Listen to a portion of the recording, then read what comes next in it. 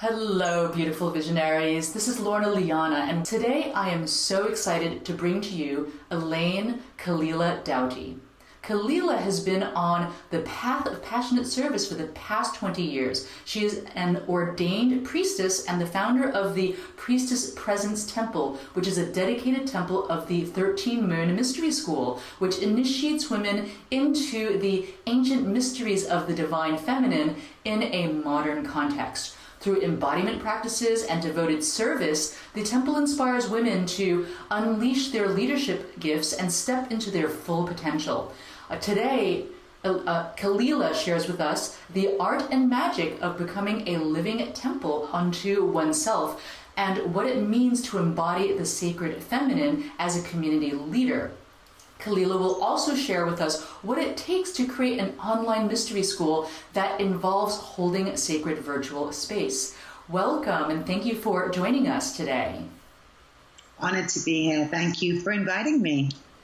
I would love to hear more about your journey, how you, what led you to the work that you do right now, and especially around the founding of an online mystery school. Well, gosh, let me just tune in for a second. It's a big question. Where to enter in?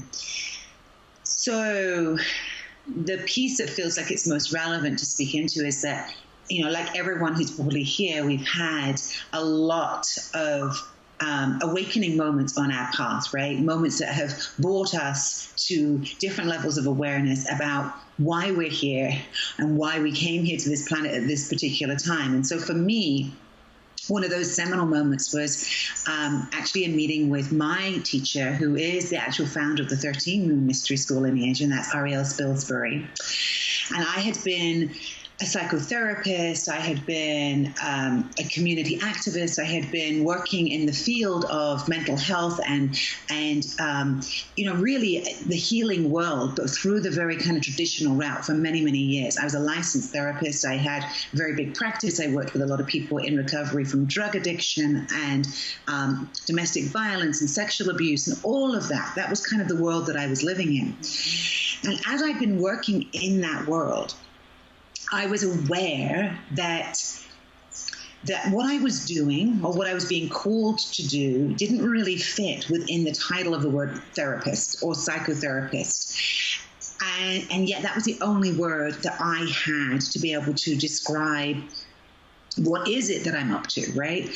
And so what happened for me was a lot of iterations, but when I met Ariel, I went to sit with her. And I didn't know who she was. I didn't know this.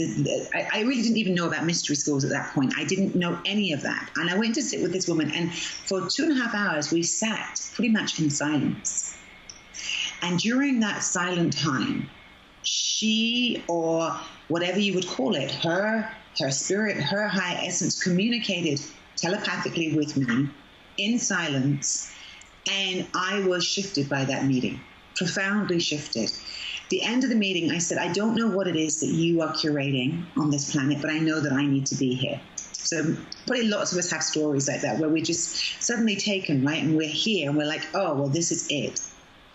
Well, that was 14 years ago. And since then, I have chosen to step fully onto the path of the priestess, fully onto the path of being an ordained priestess, of living and breathing and working in the world in that lineage. And my charge, Ariel was the mystic on the hill who really brought through this incredible information, this beautiful, beautiful mystery school information. And my role in this whole thing has been to be the bridge out into the world, right? To bring this indigenous wisdom, this elder wisdom that she holds, that she's been curating and holding so tenderly and so fiercely for her lifetime. And I'm one of the ones that's been called to bridge that. And I think that's probably very similar for a lot of the people who might be here with us in this circle, right? Is many of us have been called to bridge these ancient traditions out into the modern day context. And how do we do that? So for me, I had no idea. I'll be really honest with you. I had no idea when I set out and I said, yes, I will bring this out into the world, what that really meant. I just knew that that was my aligned job. And, I went from psychotherapist to priestess, and in a pretty kind of interesting journey in of itself, because it took a moment for me to adjust to that whole idea of shifting. I had come from England, and, I'd come from kind of not a traditional background at all, but a world of tradition. And when I came to America and started on this whole kind of like exploration of the more alternative worlds of expanded states of consciousness, all that came with that, I was also being challenged to step fully in to this lineage and to really stand as a beacon of that in the world. And that took some courage. And I want to name that because I think for many of us who are being called to sort of bridge the worlds, the idea of stepping up and out into the world and holding a space for the modern day application of a very esoteric, ancient mystery school comes with its challenges and its initiations. And so I think those of us who are gathering around this topic and around this sort of interest area are being called to do our own personal work, right? Our own alchemical work. In my tradition, we would call it our alchemy, in service to the collective. And so for me, stepping into the Priestess Presence Temple, that happened about 5 years ago, where I don't know, I woke up one morning and I got super clear that I was done with my psychotherapy practice. I'd been kind of bridging the worlds for a few years, doing that back and forth thing. And there was literally one day when I woke up and I just went, you know what? It's now. I have to just step in. And so I stepped into the online world and began to explore if it was viable to create an online temple. Like, how would that even look? Could I hold the coherency of the teachings? Could I hold the resonance of the depth of the work and the incredible, beautiful teachings that had been passed down to me? Could I hold that in this virtual environment? And so it was a massive experiment.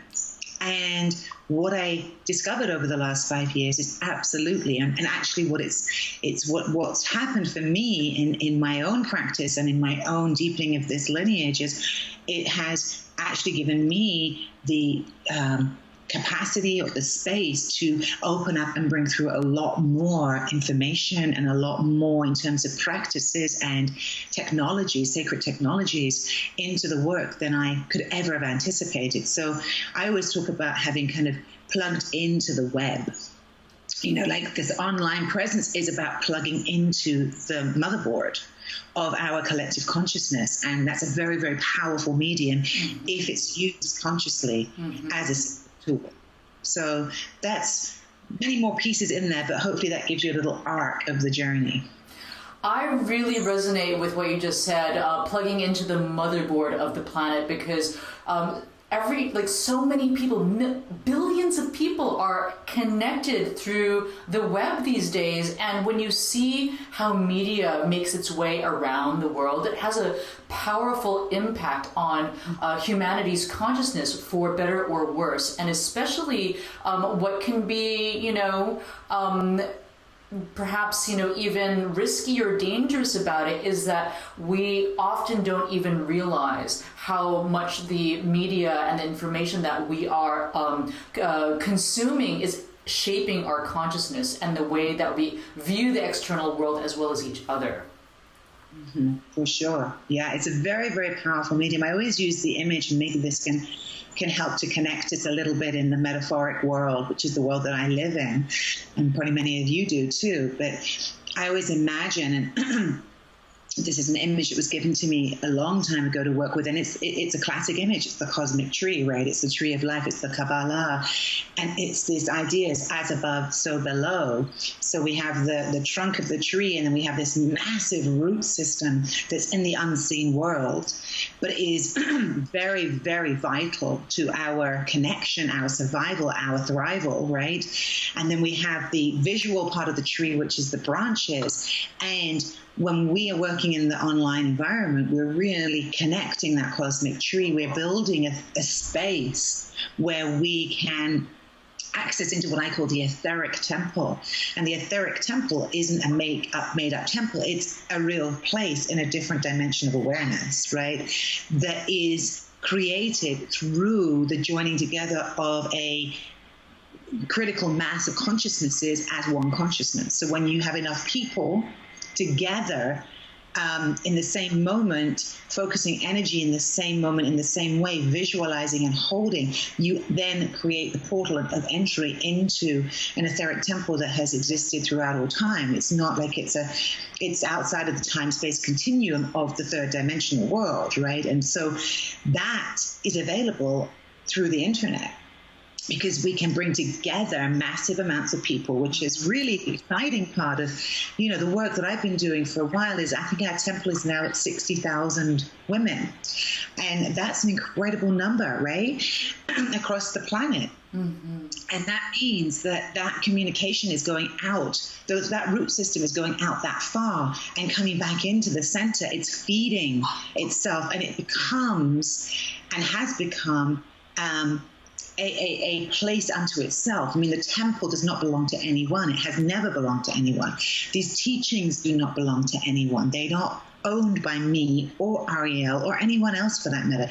We are really just the vessel, right, for that teaching to come through. And I think what's exciting about the rise of these indigenous teachings and sacred teachings and coming back into our remembrance is that we're being asked to bring them to bear in our modern day context, to really sort of bring them into how they can help us now.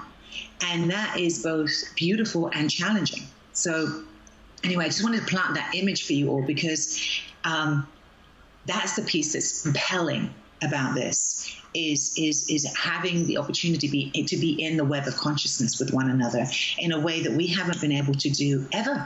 This is revolutionary. I mean, this is really revolutionary. I remember the very first time I ever realized what the internet actually was, right? You know, those days when the internet happened, we were like, well, what is this thing, the internet? Like, I mean, why would I need that? Like, what is it? And I remember literally having like a spiritual experience, I guess is what I would say, sacred experience with the sentience of the interweb. And I sat there and I suddenly I was like, oh my gosh, it's like a neural network. It's networking us all together into one brain, into one thinking device, into one consciousness. Like, we suddenly have access into something that our elders and those who came in cultures before us would have to become spiritual adepts to have this access to this information. And now we can have it at the click of a finger. And we're being gifted this so that we can expand the consciousness to dream into, vision into, ground, and bring through a new way of being with one another. That's the light side. And of course, there's the shadow side to the interweb, which is we all know about too, right? So just like human consciousness, it's filled with light and shadow. And it's just a projection of who we are. And we get to see it, all of it, and work with it consciously. That's such a gift. Mm-hmm. Even the destruction of what's happening in our current day culture and all of the stuff, particularly in America, that's happening, right? That's so disturbing to many, many of us. There is a way in which this whole technology and sacred technology, as I would call it, is offering us the opportunity to see things, to unmask things. Things cannot be hidden in the same way. Mm-hmm. They can certainly be manipulated, but they're being revealed to us. And so we get to work with them. Those of us who are inclined to the path of alchemy or the path of spirit animals or medicine or whatever the path is that you're on, we're being called to work with this. So don't know where all that came from, but that was the message that wanted to come through there. So I'd love to explore with you this whole concept of an ethereal temple. And I want to really, dive into how one knows if one is accessing information from an etheric temple or a, mystery school that's coming from the divine. And let me share with you just my own experience, as well as some of the experiences that people in this audience have. So many of the people who step onto the shamanic path, especially when working with visionary plant medicines, we in the West are told that, the things that are outside of things that we can feel or see or touch just do not exist. They haven't been proven by science, and so therefore, it's just all, just a figment of your imagination. So many people that step onto this shamanic path through the vehicle of plant medicines find themselves interacting with a spiritual world that they've been told doesn't exist. And some of those experiences now become a much more part of their experience of being in the world. For example, they might see their animals come through visions and discover that there are some animal spirits that they have more of a strong resonance with. They might meet with ancestors or teaching spirits or divine beings. Now, there's a whole next level of communicating with the unseen world, which is visiting ethereal temples and receiving complex entire systems of spiritual information in your mind. And if I were to describe my experience of this, I happened to find myself in the jungle. I was staying with an 8th generation ayahuasquero from the Quechua tribe, and we were in his family compound, and I was served a very strong small cup of medicine, and I was transported back to a previous life in ancient Egypt, where I saw myself as a priestess in a temple responsible for embalming the dead. And this was all in technicolor detail. And what was interesting to me in that moment, I had this realization that, I as a spiritual, consciousness over, many lifetimes, am in this lifetime continuing continuing to receive spiritual teachings that would be described as a mystery school. And in that vision, I had seen something that looked like a golden room in an Egyptian temple, and that I would go to this place many times, previous life and in this life, to receive that information. So I would love to ask you, given that you have channeled an entire system and school, how one begins to understand if they're receiving the great mysteries. Wow. Well, so the first thing I want to name is that I didn't channel a whole school. I stepped into the 13-room mystery school, which was downloaded by Ariel, and found my home resonantly there. In other words, it was a resonant fit. I remembered, and that's a lineage. We talk about it as a lineage of remembrance. And so what happened for me in stepping into that lineage was I studied for many, many years with Ariel. I mentored with her, and then she finally ordained me to be a focalizer, a holder of that lineage. In the process of that, much opened up for me around my remembrance of many lifetimes of being in a priestess role. And for me, what it opened up was access to the specific keys, lineage keys that I'm holding. And now from my languaging, we're all holding lineage keys, whether we see it as being DNA codings or aspects of the collective that each one of us is responsible to master in this lifetime, right? That's my own conceptual kind of way of understanding. So one of the keys that I got very clear that I was gifted through this remembrance was a key of creating structures that access sacred technologies in the etheric world. In other words, I've done this many, many times before, and not just through the internet. Like, this is just a world that I understand. I don't know why I understand it, and I don't know, I can't make logical sense of it because I never trained in any of this, and I certainly never trained as a business person, and I never, I didn't have any of that training. So to me, that's the hallmark of accessing into something that isn't about you personally in this lifetime in terms of your personality self. It's as if it is the sacred gifts that you have been bestowed with, that you are here to mature and you are here to offer into the world. Now, I happen to believe that all beings have these. Whether or not they will this lifetime choose to awaken to what those gifts are and actually share them in service for the collective humanity is, down to your personal journey.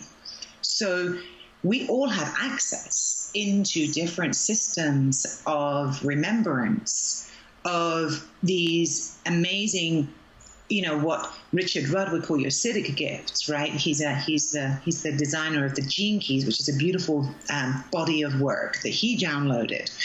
And so when I speak into that, I guess what I began to, so it was a journey of trusting, right? At the beginning, I had a lot of doubt. And self-doubt is one of the biggest shadow areas that if we step into our path of spiritual development has to come up, right? Because we have been, like you said, saturated with so much information that doesn't exist, that if you can't prove it, it's not real. The whole scientific modality has given us these rules against which reality tests out.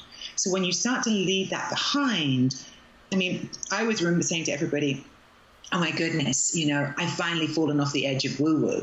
I've just dived off the edge of woo-woo now. Like we're really and I would have days where I'd be like, oh, come on, right? Really? However, what I kept coming back to was, this is not about me. I don't own this. It doesn't belong to me. It doesn't mean anything about who I am as a person. It just means that I'm willing to get empty enough, quiet enough, far enough out of my ego mind, and have worked enough to clear this vessel that I can begin to listen and hear to what you might call higher dimensional knowing. Okay, higher essence knowing, the essence aspect of who we are, being able to come online and line up. In the languaging that we use within the Priestess Presence, we talk about the divine human, right? It's divine humanity. So there's our human self down here doing the world, and then our divinity. And in my work, that's really all it's about, is lining those two up into an integrity where you are having a dialogue or a communication between, I keep doing this, between those two different aspects of your being. And when you line up into that, the best way that I can describe it is the word resonance. And resonance to me is core. Resonance for me is at the center of my lineage. When you can feel that something is real and true, how do you know? This is one of the main trainings within the Priestess Presence Temple. How do you know what's real? And there's nobody can tell you that. I come from a Gnostic tradition, which means that I believe the teacher lives within, right? The guru lives within. So it's a part of your own inner exploration of what truth, and I don't mean truth in the small t way, but truth in the big T way, what truth feels like. In this lineage, we talk a lot about feeling navigation. Becoming an adept at feeling navigation. And feeling navigation is literally being able to expand your perceptual abilities to be able to feel through the third dimension into other dimensions, to actually feel what truth feels like. So when something happens, you're given all kinds of signals internally that are oftentimes somatic, that wake you up. Like you have a ring of truth, or you have a gut feeling, or your heart just knows, or you get your hairs and your body go up on end, or you start to spontaneously cry, right? But they're not tears of any emotion, they're just tears of deep feeling. You're suddenly thrown into a state of awe, right? All of these are well documented within spiritual lineages, many, many different spiritual lineages. It's like a language of the soul, and the soul doesn't speak in logical ways. The soul speaks to us, the essence being speaks to us in the language of metaphor and symbol and deep feeling. So how do you know when you're receiving something that's bigger than you are? Because you're out of the way, because you don't have anything to do with it, because it's not belonging to you, because your ego is not allowed and is not invited to have any gratification from it about being in ownership of it, because you steward to it, because you are initiated through challenges to actually bring it forward and to keep it in its integrity. I was given I do work with plant medicines, but my main path is not with plant medicine. It's with meditation, right? So I was given a medicine, though, an alchemical medicine, when I was ordained as a priestess in the 13 moon lineage by Ariel. And this was my medicine, and I'll share it with you because it's not just mine.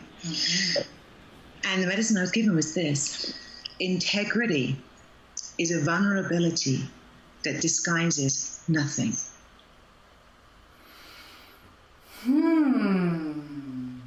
Now that was what I was given to walk.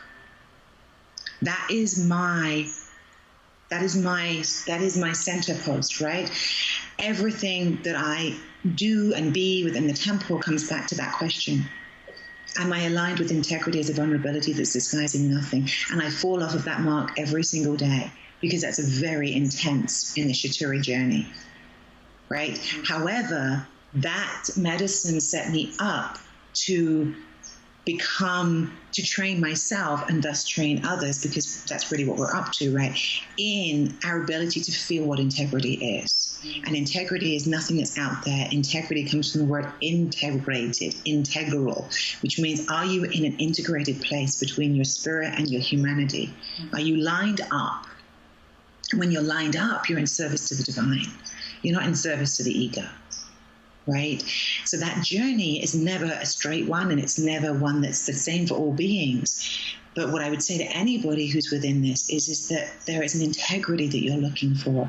And whatever's coming through, does it feel true to you? Can you sit in it?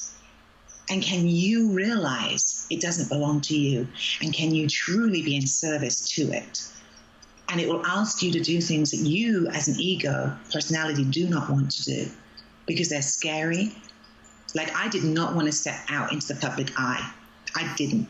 I really wanted to be a priestess on the hill, running my circles, being hidden, doing my deep work with people, doing the alchemical transformational work. I was like, I had no desire to step out there into the world and become an object of projection, right? I just didn't want that.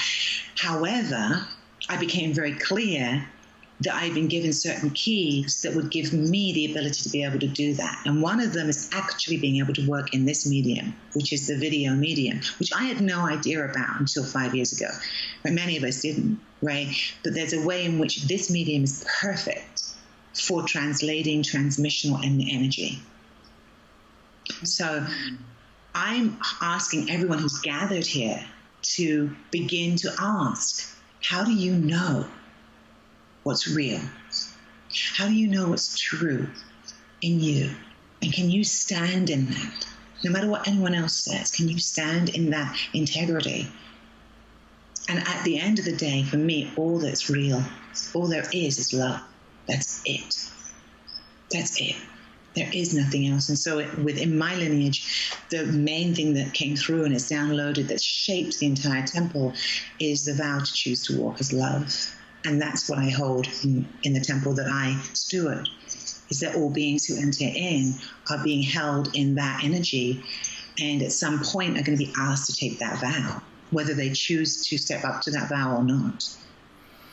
But the vow to choose to walk as love is the medicine that I've been called to bring through.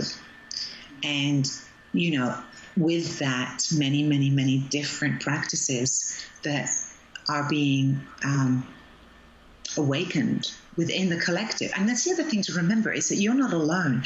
Even if you're bringing something through, someone else is bringing it through. In fact, probably 144,000 other beings are bringing it through simultaneously.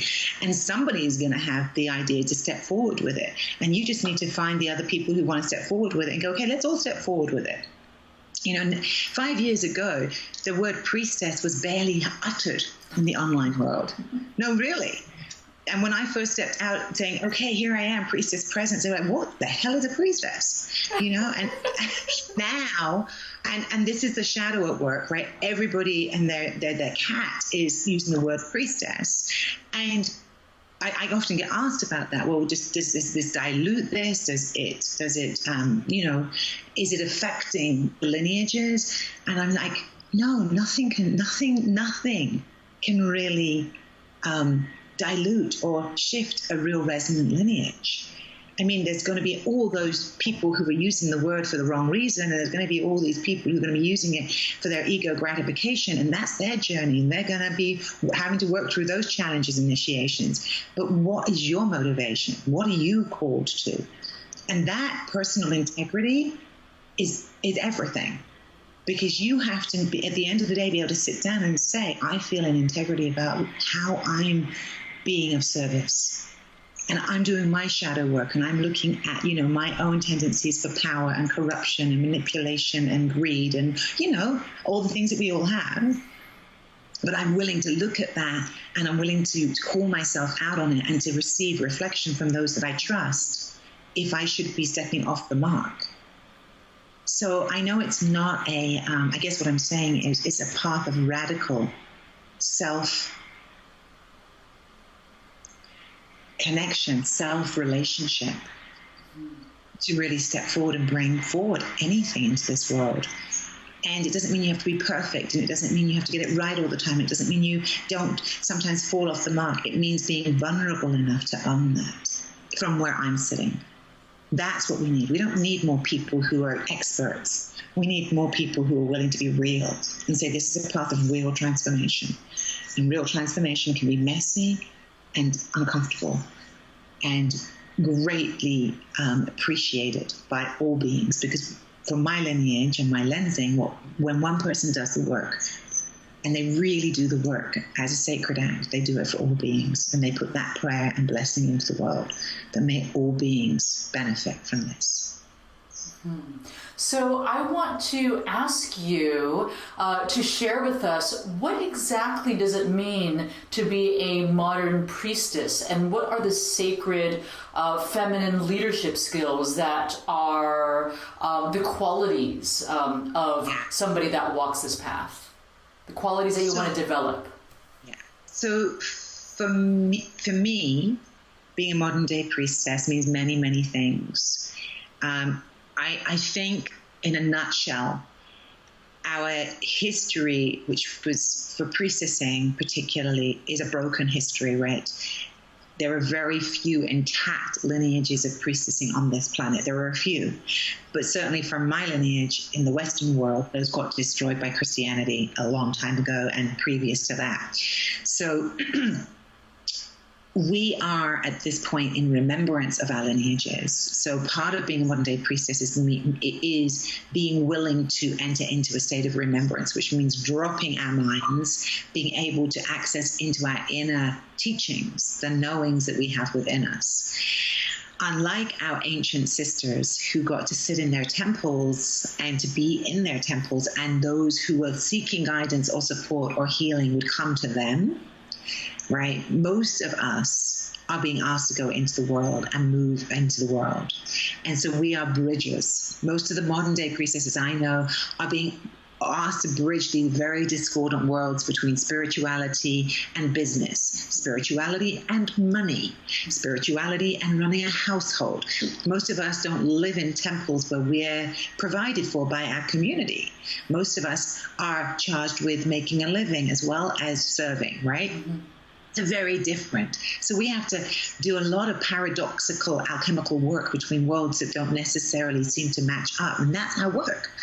Our work is to alchemize the seemingly mundane and the sacred and bring them together in ourselves and raise the vibration of those worlds to a new vision, right? So we are being charged with walking our talk. We're being charged with actually being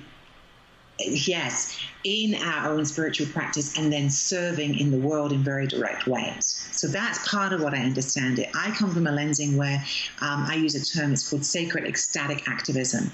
And a sacred ecstatic activist is someone who is a priestess, really, who's willing to awaken herself in her full Shakti, her full erotic aliveness, and to serve the world from that place. To not dim down who she is, to not hide her beauty or her initiation edge or her Kali-like energy or whatever energy she has, to bring it because it's needed. And that is a very powerful invitation. Ask me the other part of the question, because I know there was another part of the question I wanted to get to, Lorna. So just tell me that one again. What are the qualities of sacred feminine leadership? Yeah. Paradoxes. Tender, fierce vulnerability. Sovereign communion. These are all words that bring together opposites, right? We're being asked to stand in this place where the feminine, which has been missing for so many thousands of years in our leadership, in our governance, in the world that we have moved in, is rising up through all of us. And those qualities are to do with thinking for the whole. They're to do with relationship with each other, to do with cooperation and community, and understanding that no one of us is going to vision something. We are all visioning it together. And when we actually see the power in the other and seek to reflect that to the other, we are doing great service to the world rather than trying to own the power inside of ourselves. So there's a radical shift there, right? It's like we've got a model of patriarchy, which is like, no, I need to be in charge. I need to win. I need to be the one who is in charge and at the top and the expert. And then the feminine comes in and says, well, hang on a second. Every single being in this room has something to offer. And it is our job to make sure that we bring forward what they have to offer, because no one of us has all of it and cannot have all of it. And that's a very different way of seeing, right? So it's working in a cooperative way. It's like when you work with the plant medicine, you're not trying to get something from the plant. You are communing with the plant that she or he may show you the way. You are agreeing to be in partnership with that element. And the feminine way is to be in partnership. The feminine way is to come into a form of integrity that's not based on a rule that someone else made, but is based on an internal knowing of what feels aligned and truthful. So many women who find themselves in leadership positions in this world that has been so dominated by patriarchy often find that they feel pressure to resort to masculine models of behavior in order to be seen, heard, and respected, let alone paid an equal, fair wage to her male counterpart. So I'm curious to know if you have any advice for women leaders who find themselves having to, almost suppress the feminine, or who feel doubtful that model was going to work and serve them. Well, the first thing I want to say to that is that obviously we all have a balance of masculine and feminine energy within us. And when we're speaking about the masculine, I want to just clarify, because I think it's really important, that we're speaking about a system of governance called patriarchy that is not just masculine. It's a distortion of masculinity. It's a distortion and a corrupted version of the masculine. So where we are as a collective is we're trying to vision together what the awakened masculine and the awakened feminine look like within each one of us, right? So if we're a balance of that, and in my work, the core alchemy is the unification of the masculine and feminine within. That's what we're working with, alchemically speaking, right? So I think that one of the things that I've noticed on my own journey in that is I was very masculinized. I was raised by my dad. I was raised, I went through a lot of iterations with this, but suffice it to say I was very out of touch with the feminine aspect of my own being. And I think that's true for many of us as women, is we have to kind of do the pendulum swing over to the feminine to rediscover who we are in the feminine. But ultimately, we got to come back into the center point and integrate both aspects. And so as a woman who stands as a priestess and is responsible for a temple that is also sustaining many people at this point, I have a responsibility to like a business fiscal relationship. And it's a constant balancing act of where this, of the systems and structures that can really support this entity that's known as the temple. And so that's not one thing, right? It's many, many, many things. But at the end of the day, I think we have to honor ourselves for the fact that we are a bridging generation that's coming out of a system of oppression and governance that's ruled this world for over 2,000 years. And we have been formed by that, and we've been the ones who've been swimming in that water. So, of course, we're going to fall into the traps of the old way of doing things, like trying to prove our worth, trying to be the best, trying to be the expert, trying to get our way in, and, the scarcity and the urgency and all of these things that are constantly being thrown at us through the online world, right? Mm-hmm. That's the way that things have been formed. And what I've been doing is really feeling into, okay, how do I move away from the model of that urgency and that scarcity and that kind of like pushing, mm-hmm. selling, manipulating, right? Because that's really what all that is, to come into right relationship with the community that I'm here to serve. Mm-hmm. My simple isn't, and that's a lot to do with what your motivation is. I'm not in this to make a bazillion dollars. It's just not my motivation. And I'm not judging that as a motivation. I'm just saying that's not my motivation. What is my motivation is to to curate and be part of a thriving community of women who get to live and learn from one another, right? And how do we do that? Well, how we do that is that we keep asking the question of, does this feel aligned? It comes back to that integrity piece. So ultimately, for me, the biggest tool that I have to cultivate within myself, and this is what I would say to anyone, is that place of integrity, of your alignment with your higher self, with spirit, with essence, whatever you call that aspect. And noticing when you're in alignment with that and when you're not. And rather than shaming yourself when you're not, being willing to notice it and ask, how can I come back into alignment? What would feel more resonant? What would feel more loving? What would feel more heartfelt? What would feel more connected? And that's the strongest tool I have for navigating anything in the world. It's actually the number one tool that I'm so, so grateful to my own path for giving me the opportunity to develop, even though the development of the tool is not always comfortable, right? Because we only learn what's in alignment by being out of alignment. And that isn't always the best, isn't always the thing that we want the most. But that's what I would say is cultivating that within yourself is a prerequisite to standing in any form of leadership, I think. Mm-hmm. Thank you so much for sharing with us your wisdom, experience, and story. And I'd love to ask you about the free gift that you have for our audience. So I would love to invite you, if you're curious about the path of the priestess and you're pinged by anything that I've been saying, to invite you to join us in what we call our Sacred Library Archive. And that is an opportunity. There'll be a link for you and you can just register. It's a whole crystalline library, which means that it's holding many, many, many pieces of information that we've been gathering over the years about what it means to walk the path of the priestess. There's videos and handouts and audio meditations within that space. And so there's a lot that's offered for free, and I'd love to invite you to come join us there and just take some time to soak up some of that information and resonance if that feels aligned for you.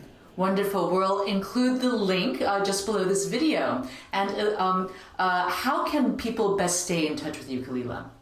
Perfect. You can go to the Priestess Presence website. It's very simple, priestesspresence.com, where you'll find our sort of invitation into the temple, what the temple is, and there's a contact sheet right there. You can reach me via that way. Or you can find me on Facebook, Priestess Presence. There's a pretty large and vibrant Facebook group there. So come along and join that too. And we do a lot in our free temple. That's part of the value that we have, is offering a space for everybody to be able to come. So wonderful. Thank you so much. And I want to wish you a beautiful rest of your day. Thank you, Lorna. Blessings, blessings.